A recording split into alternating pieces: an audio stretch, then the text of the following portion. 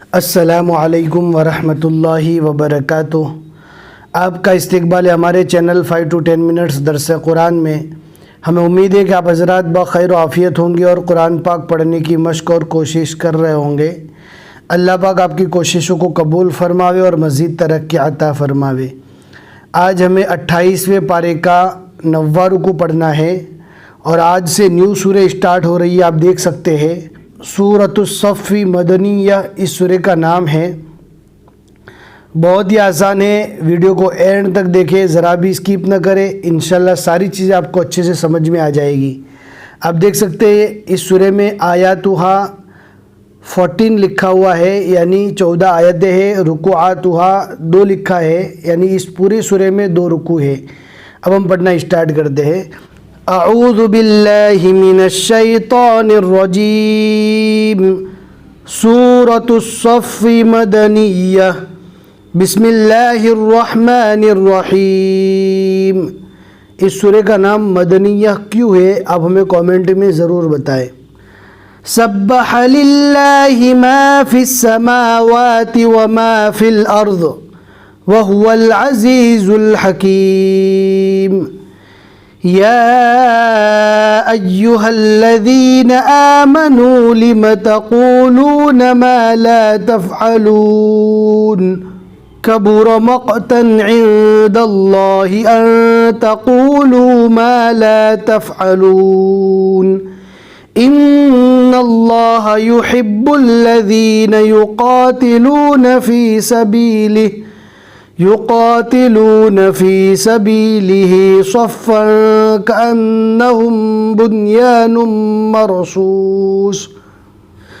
وإذ قال موسى لقومه يا قوم لم تؤذونني وقد تعلمون أني رسول الله إليكم فلما زاغوا أزاغ الله قلوبهم۔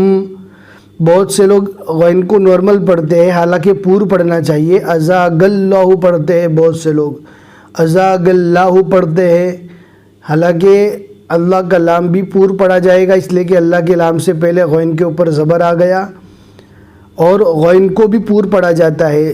فلما زاغوا ازاغ اللہ قلوبهم واللہ لا يهدي القوم الفاسقین۔ وَإِذْ قَالَ عِيسَى ابْنُ مَرْيَمَ يَا بَنِي إِسْرَائِيلَ إِنِّي رَسُولُ اللَّهِ إِلَيْكُمْ مُصَدِّقًا لِمَا بَيْنَ يَدَيَّ مِنَ التَّوْرَاةِ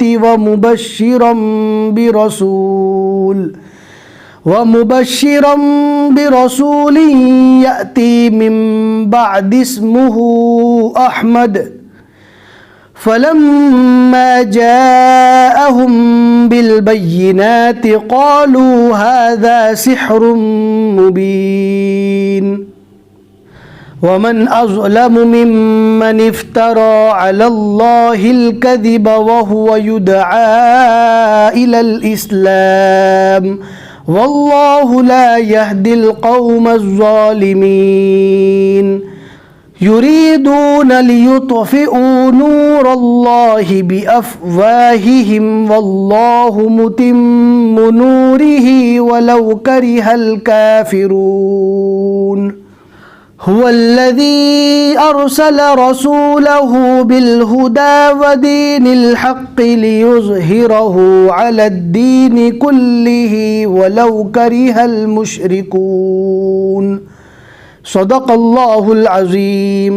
الحمدللہ 28ویں پارے کے 9 رکوع یہاں تک مکمل ہو چکے۔ عین کے اوپر 1 لکھا ہوا ہے، یعنی سورۃ الصف کا 1 رکوع مکمل ہوا، اور عین کے بیچ میں 9 لکھا ہوا ہے، یعنی آج کے اس رکوع میں ہم نے 9 آیتیں پڑھی۔ ہمیں امید ہے کہ آج کا سبق آپ کو سمجھ میں آ گیا ہوگا، لائک کر کے ضرور بتا دیں۔ پھر ملیں گے انشاءاللہ اگلے سبق میں۔ السلام علیکم ورحمۃ اللہ وبرکاتہ۔